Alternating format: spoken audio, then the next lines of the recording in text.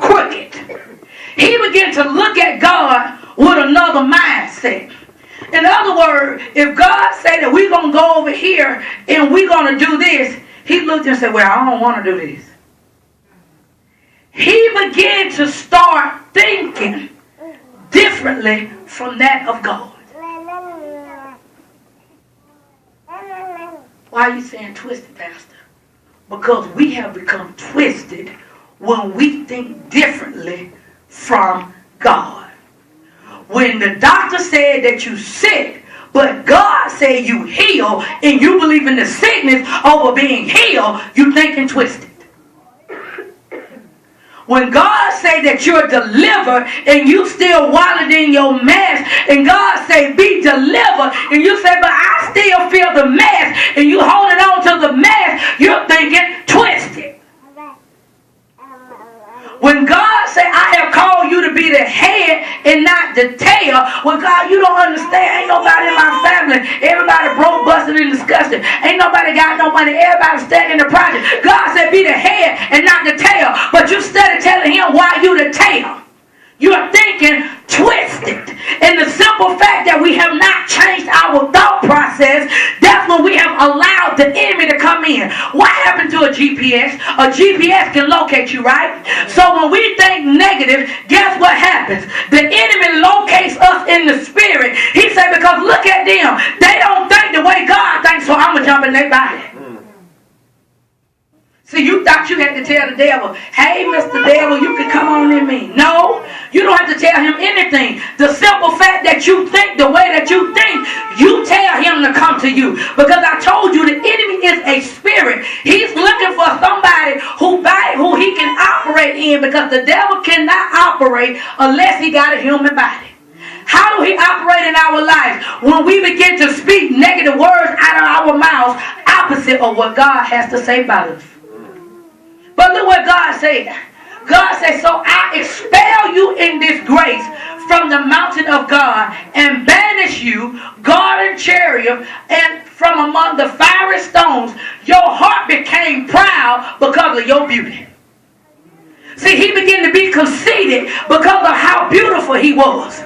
And see, and God said, we begin to get conceited because, see, now you won't got you a nicer car now. You won't got you a better job now. You seem to have more money now. So now you won't let it get to you where you don't pray that much. You don't come to church no more. You don't even want to see the things of God. You don't even look at the things of God. You don't listen to praise and worship music. You don't pray no more because you yourself have allowed yourself to become a God. And God said, I got a problem with you because you have allowed yourself to become intertwined with your thoughts.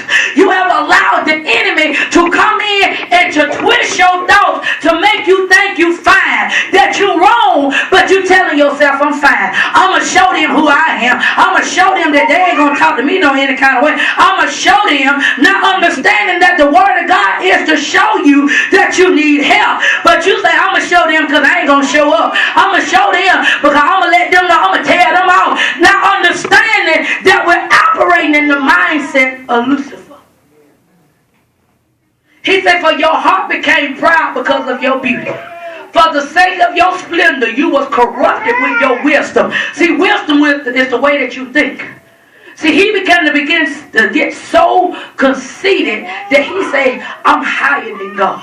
I'm going to make myself higher than God. See, well, you may say, well, why do we think like that? We're living in a day and time that you can be whatever you want to be. I can go and tell them people I want to be a lizard and get tattoos on me to make myself look like a lizard. If I want to be a man, I can dress like a man. Come on, if you got a man that want to be a woman, that he can dress himself like a woman. This is a day and a time people telling you you can do whatever you want to do. You don't have to listen to nobody. You be your own God. Not understanding that's a spirit of rebellion and it's a spirit of Lucifer. Come on. It's in God saying we thinking that it's fine that we do what we do. Well, Pastor, God know my heart. No, God does not know your heart. Not like that, because your heart don't match his heart. Because if we're supposed to be his children, I ain't never seen an elephant that give birth to a cat. Come on. Come on here. So in other words, your children's supposed to look like you. So if he's God and he got glory and majesty and honor on his life, that's what it's supposed to be upon our life. And listen what God said. He said, so I threw you down to the earth. I made you a spectacle before kings. You profane your sanctuaries by the magnitude of your iniquities in your dishonest trade. So I made fire come from within you, and it consumed you. I reduced you to ashes on the ground in the sight of everyone watching you, and all those who know you from among the nations are appalled at you. You have become an object of horror, and you will never exist again. So you got to understand, God told him, you will never be a beautiful angel before my sight again. He was thrown to the ground. So when you look in the book of Revelation, let's go to Revelation 12. So when you look at Revelation 12, we're going to look at let's look at verse 7.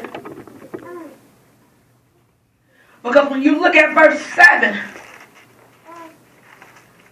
this is the text where it's talked about how Jesus was, the woman is having birth, is giving birth to the male child. So when you look at verse 7, it says, then a war broke out in heaven. Michael and his angels went forth to battle with the dragon, and the dragon and his angels fought. See, because even when Satan was in heaven, it was some other people that did not like the way that God thought. And that's why those angels, when they were through to heaven, they came to earth. When they was thrown down from heaven down to earth, that's why some angels was with them. Listen what it says. It said, but they were defeated, verse 8, but they were defeated, and there was no room found for them in heaven any longer. And the dragon was cast down and the huge dragon was cast down and out, the age-old serpent, who is called the devil and Satan, he who is the seducer, the deceiver of all humanity from the whole world. He was forced out down to earth, and his angels was flung along with him. See, you got to understand, you got to be careful who you traveling with. You got to be careful who you eat lunch with. You got to be careful who you talking with, because just like how they was walking around with Satan, that's why we don't like how God run heaven. We don't like how God doing this. And when God do Satan down, he do a third of the angels with him. So you got to understand, you got to be careful. Everybody who talking about they want to be your prayer partner, because you got to understand misery loves company. If they going through and things ain't working out in their life, they're going to try to draw you to that mess. Come on here. You got to be careful. People want to call you all the time and tell you their problem. Then once they tell you, ooh girl, I feel good. Yeah, I know you feel good. You ain't gonna call me and dump your trash on me. Now when I know you're not praying, you're not reading, you're not trying to turn your life around, you're not going to call me and just give me your mess.